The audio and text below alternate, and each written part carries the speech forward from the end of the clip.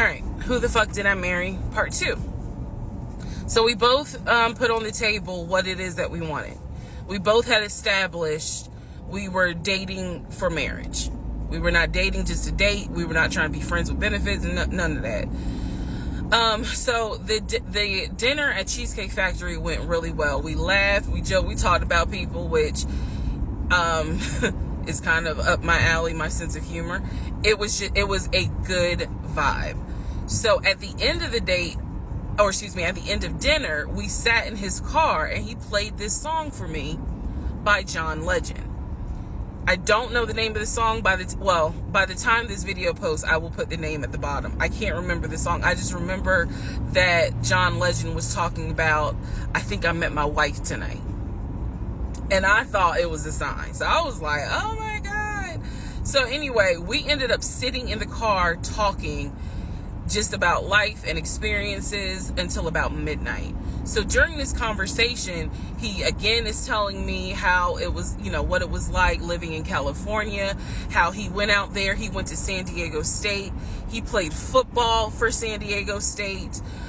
He talked about how, life, he loved it out there, so he stayed. That's when he joined the company. And then he explained that he also did arena football, but only did it for about 2 or 3 years. He claims that while he was doing arena football, the team that he was on won a championship. But again, keep in mind, I don't know anything about arena football. So I was like, okay, I didn't know that they had championships. And he was like, he got a little offended, like, yeah, they got championships. And, he was on that team. So he talked to me about how he worked at Apple.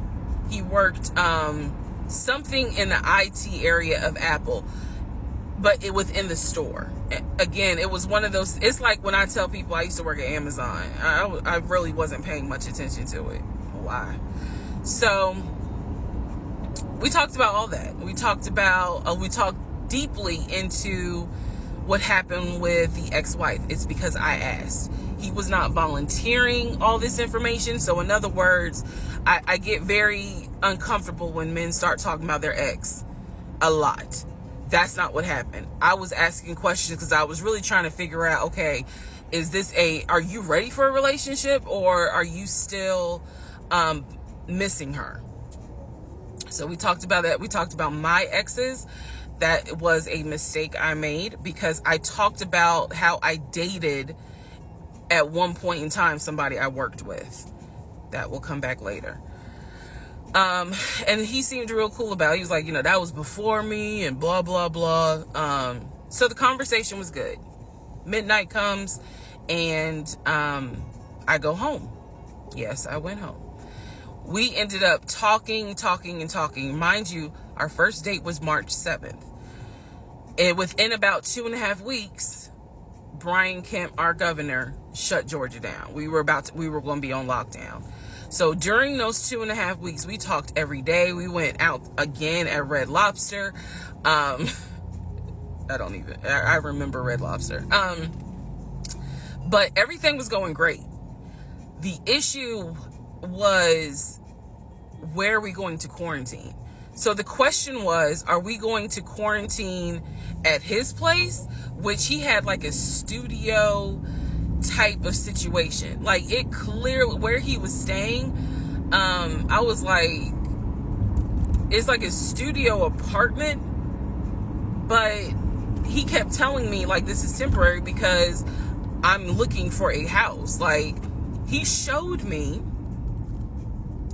the email from a woman who worked at the company where she was out on maternity leave, but she was putting him in contact with a realtor to help him find a townhome or a single family house. So I was just like, okay, this is definitely temporary. Like, he's not trying to stay here long term. And she was apologizing in the email. I'm so sorry, this should have been taken care of before you got here, but it wasn't. Da, da, da, da, da. I saw the email. I read it. I read the email. So the decision was, we're going to quarantine at the studio, or we're going to quarantine in my house? First mistake I made. Well, there's a lot, but this was a mistake I made. So ladies, caution moment. During one of our dates, because keep in mind, in those 2 weeks, we were seeing each other quite a bit. Nothing physical or anything like that. Just two people who I thought were really on some, all right, let's see if this is going to grow into something. He came to my house. When he came to my house, I had a 3-bedroom, 2.5-bath townhome. He was in a studio. Now, I'm telling you guys all of this in order of how it happened. So some things I'm probably going to insert what I was thinking and the mistake I made. Can I turn this off? No. Okay, I still need that. And I say that to say that I did not realize inviting him to my home probably made his eyes go, oh shit, she's a keeper. She got this 3-bedroom, 2.5-bath townhouse, and I'm in like a little studio. Yeah, let me go ahead and pursue this. What I need to do to quarantine here. The decision was made, quarantine at my house.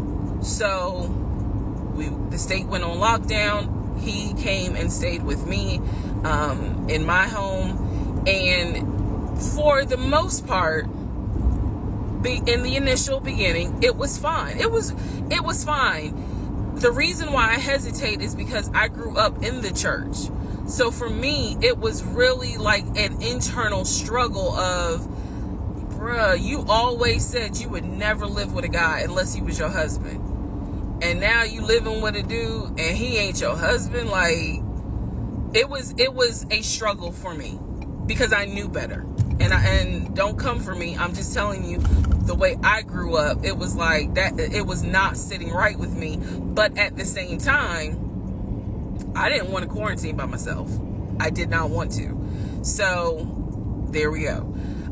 So he moved in. We talked about the bills. Let me clear something up that I said in the other video where I said he paid all the bills.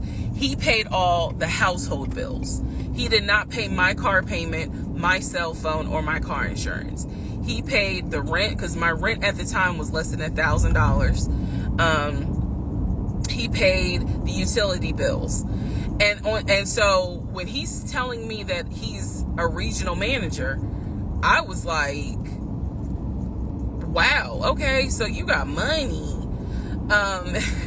And so he paid all the household bills. So my check really was just taking care of me, myself, and I.